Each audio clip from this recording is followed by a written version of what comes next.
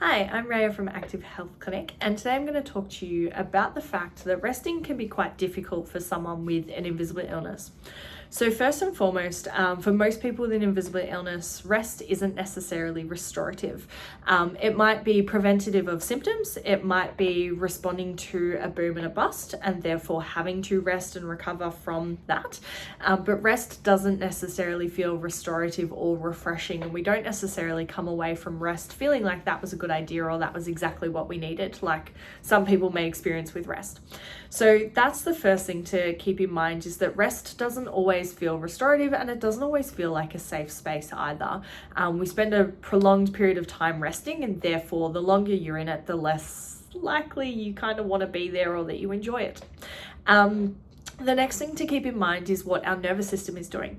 So for those with an invisible illness, we understand that we have quite a dysregulated nervous system that doesn't often sit in the rest and digest zone of the nervous system awfully long, and therefore it doesn't feel like we engage well with that, and it doesn't feel restorative. So what's often considered is that our nervous system sits in what we label as more of a sympathetic dominance, more of a fight or flight zone, rather than a rest and digest zone. And often we'll actually tip into freeze or faint zone. So the rest is actually more of a freeze status than it is a rest status. So it's not the rest and digest part of the nervous system, it's more of the dorsal vagal freeze or faint or fawn zone of the nervous system. So that's something really important to keep in mind, is if we've boom and busted and we're in a bit of a bust, that rest that we experience during that time might be that inability to do anything else, and therefore it doesn't actually feel restorative or restful. It's a consequence and a side effect of the thing that we did. And so that's a very important separation between the two, is that when we want something to be restorative, we need to be able to feel rested and feel engaged and feel mindful and connected and grounded in that particular task, which isn't what we feel and are when we are in a crash state. So that's really important to recognize. So number one is that we have to rest a lot because of our symptom profile, because of our capacity, and because of maybe potentially our boom and bust patterns, and therefore resting doesn't feel restorative and it doesn't feel safe or comfortable. And then the second thing to keep in mind is, what is our nervous system doing, and is it influencing our ability to rest and digest and to actually engage in that, and therefore for it to be restorative. So that's very important to keep in mind. The next thing to keep in mind is that through our most likely long journey of invisible illness, the things that we used to enjoy, the things that we were connected with, that we loved, that we looked forward to, that potentially brought us energy, that potentially helped us recover from things, we may not be able to do them as much or at all. So our restful or our restorative options actually decrease over time based on our capacity, based on our triggers, based on our symptoms, whatever it might be, or we may not be able to engage in it in the same way as we previously did, and therefore we don't want to engage in it in the only way we can now.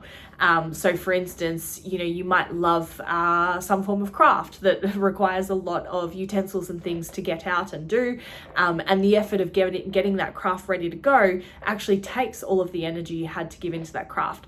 So it's something that you desperately want to do, but based on current capacity restrictions, you may not be able to, and doing the micro version of that doesn't feel like that connection or that is accessible to the thing you want to be doing as well.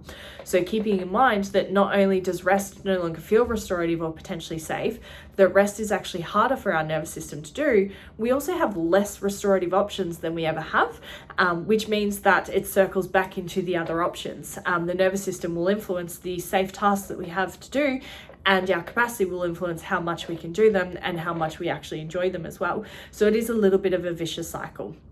So this video isn't one to be negative, it's one to talk about awareness, that if you are struggling with this, you are not alone and you are not doing anything wrong. Rest is actually quite challenging.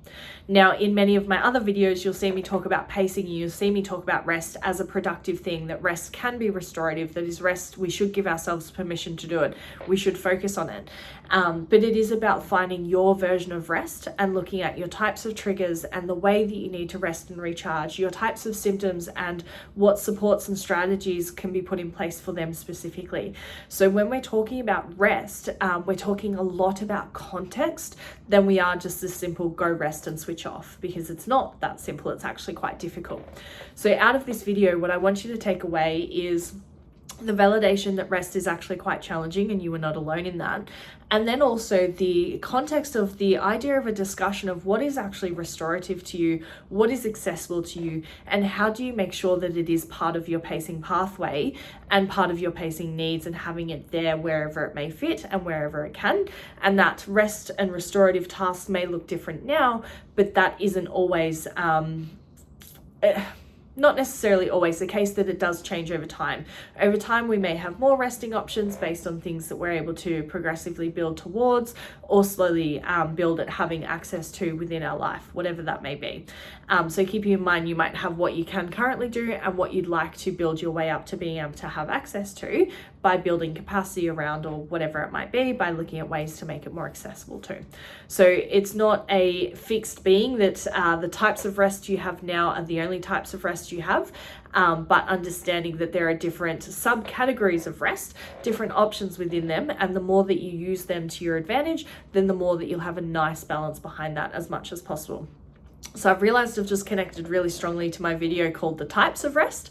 It might be best to have a look at that one as well, but then looking at how you find your version of rest and why resting is difficult, and how you can look at supporting yourself around that. So I hope you found this helpful. If you have any questions, please comment below. But if you have a friend or a loved one or anyone like that who may need validation behind that rest is challenging, but rest is productive, and it's about finding your version of rest, please send this to them. Bye.